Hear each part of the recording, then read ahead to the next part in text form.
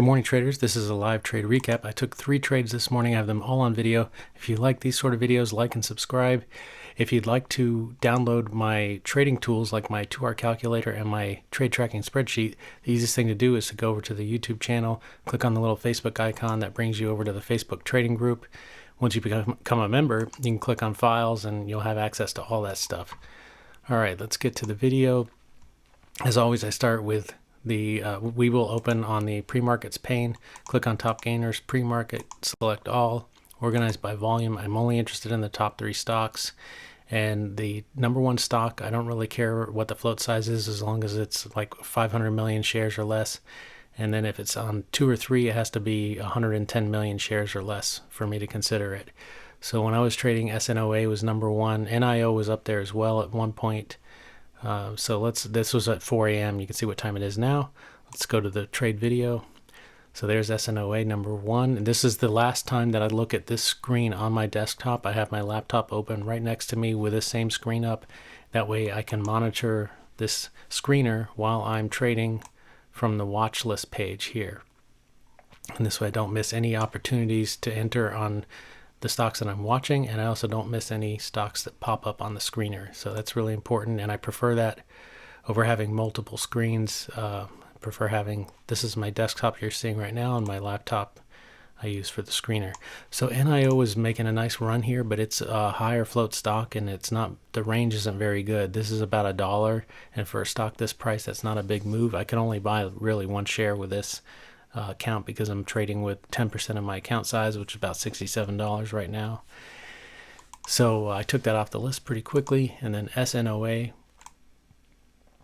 it started with a nice ABCD pattern. Let's look at where that yellow line was.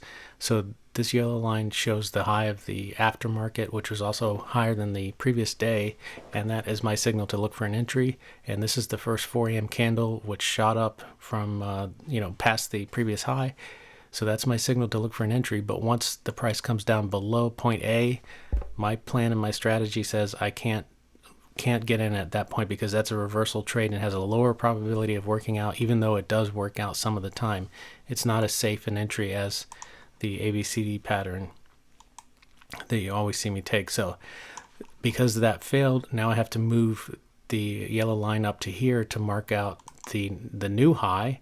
And the stock has to break out through that new high in order and pull back, in order for me to take an entry. So, all right. So now, and then JAGX popped up in the top 3. It already made a nice move, and I actually would have taken the entry back here, because this is kind of like a pullback in disguise, because you can see the range of this candle is lower than this one. So even though it closed higher, I still consider that a pullback. And I would have entered for the break of that candle. So since I missed that entry, and the stop loss, which would have been here, hasn't been hit, and my profit target, which would have been 239 on that entry, was also not hit, I can put out a limit order to try to get in if the price comes back down again without hitting the stop loss, which that would be impossible because I'd have to fill me on the way down, but without hitting the profit target. So there I got filled exactly where I wanted to. So this is equivalent to the exact same trade that I would have taken if I would have pulled this up like 1 minute earlier. I would have been in right here. And then you could see SNOA breaking out through that new high. So that's my signal to look for an entry on that one. And here my stop loss is, you saw me put it on the 2-hour calculator, was 212, or is 212. The chart started glitching a little bit when I switched to the time frames, and all you have to do when that happens is switch them again and it'll fix the chart. So you'll see me do that in just a second. There, I just did it, and now they look normal again. So there I put my profit target order out, but then it starts to come down against me, so I cancel it. That way if I have to get out, I can hit my sell all keys, and I don't have to worry about that order keeping me from selling out, because it won't let you sell if that order is out there. So there, let's just go to where it stopped me out. Let's see. Okay, so we're at 214 and the stop was, I believe, 212. Yeah, 212. So it has to break through that red line in order for me to have to stop out, because that red line's at 213. And there, as soon as it breaks through, I hit my sell all keys, and unfortunately got a little slippage there, but that happens sometimes. As long as you hit your hotkeys immediately, once your stop is broken, that's the best thing you can do, because you don't know if this thing's going to continue down further. This one happened to curl back up, but you never know. So it's best just to get out, because it could continue down further and then you're sitting there losing even more money. All right, so now SNOA, it gave me the pullback here on this candle. And now I'm waiting for a 1 minute candle to make a new high, and that will make me enter the stock, or enter the trade. And then also on JAGX, so since that first trade failed, my strategy and plan says I have to look for the next trade as long as I haven't taken 3 trades. So that's what I'm doing here. I'm waiting for the next 1 minute candle to make a new high, and it does right there. I think 214 would have been my ideal entry, and I got in at 215. It never even showed 214, so that was the best entry I could get. And then my stop loss is the low of the previous candle. So when I'm in that one, I'm focused in on SNOA because it's moving a lot, and I don't want to miss my entry. So right now, let's see, looking to get in if it breaks the high of that candle, which is 1166. So if I see 1167 or more, I hit my my buy hotkey. All right, so yeah, there it goes. So look at this little bubble, 1160. There's 1166. There's 1172. So that was the closest thing it gave me to 1167. I hit my buy keys immediately, but this thing was jumping around so much because there was a lot of buying and selling going on that I didn't get filled right away. So it just leaves my order out there, and if it comes back down, it'll fill me. And that's not a platform issue or Weeble issue. That's just because the stock is moving so much. So you can see I got filled pretty quickly after that. And now my stop loss is the low of that candle.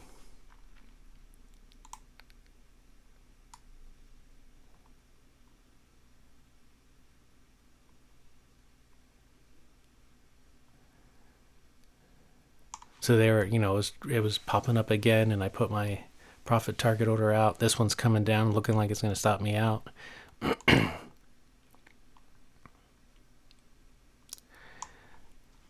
And okay, and there you see it just flushed down really fast. So I hit my sell all keys immediately, and got like 9 cent slippage on the way out. But again, this is like basically around a $10 stock. So 10 cents would be 1%. So it's not that big a deal, because if you were trading a dollar stock and you got 1 cent slippage, that would be the equivalent. So it's not too bad. And let's see.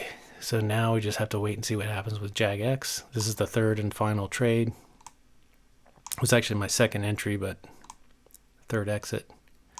I did pull up UXIN. Since these first 2 trades failed, I wanted to see, well, if UXIN stayed in the top 3, what if I would have taken an entry there? And the only entry was right here, and I think the spread on this candle was only like 2 or 3 cents, so it would have been a really small win.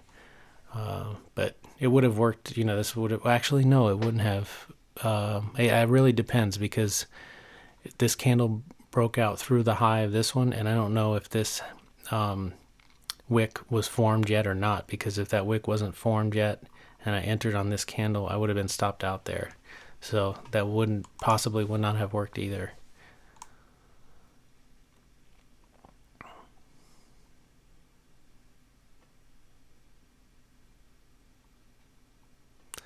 And for a moment there, I pulled the daily chart just to make sure the way that I pick these entries, the stock has to be trading higher than the previous day and the previous aftermarket session. So far, 100% of the time, that has amounted to it trading above the 200 MA on the daily chart, which is kind of a classic sign of strength and an overall uptrend in the stock. And you really don't want to be going long on a stock if it's below the 200 MA on the daily chart. And this the way that I pick the stocks, the criteria that I use 100% of the time so far has worked out to where it's been above the 200 MA, and just occasionally I check it like I did here, and it was once again trading above the 200 MA. So just making sure that, because I used to check the daily chart and check the 200 MA, but it became kind of redundant. So I was just making sure it still is redundant, and it was.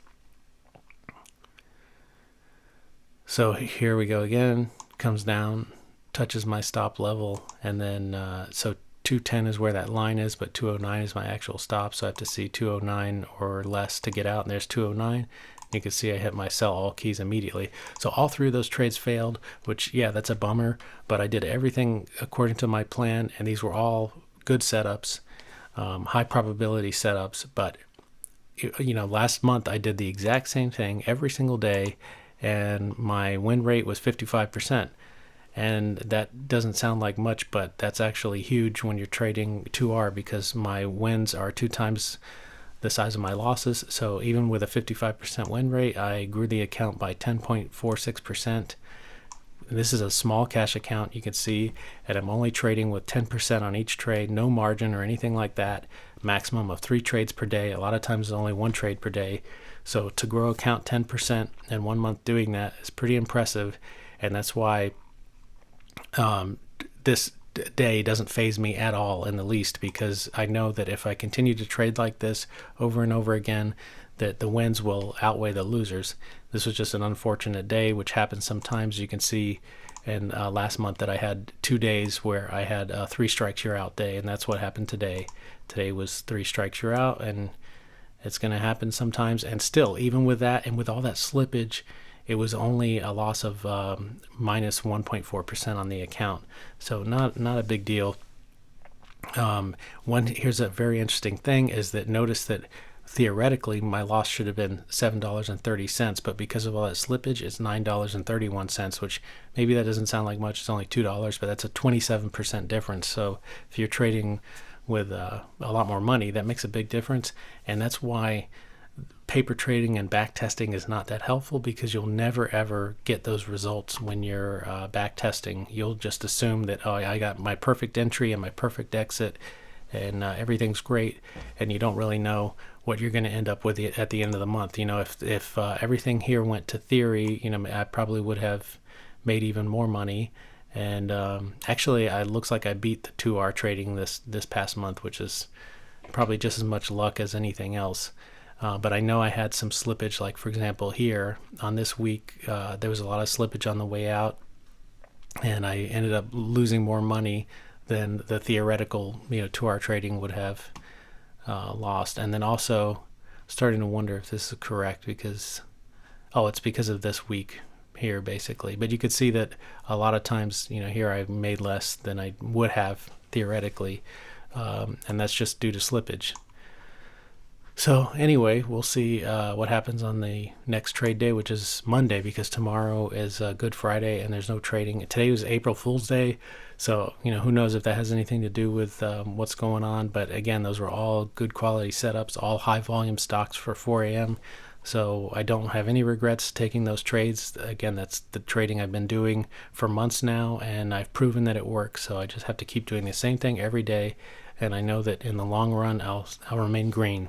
So let me know if you have any questions about this trade or any others, and thank you for watching. And I always like to leave you with, always take your stop losses no matter what, just like I did today. Honor your profit targets, and you should be green in the long run. Take care.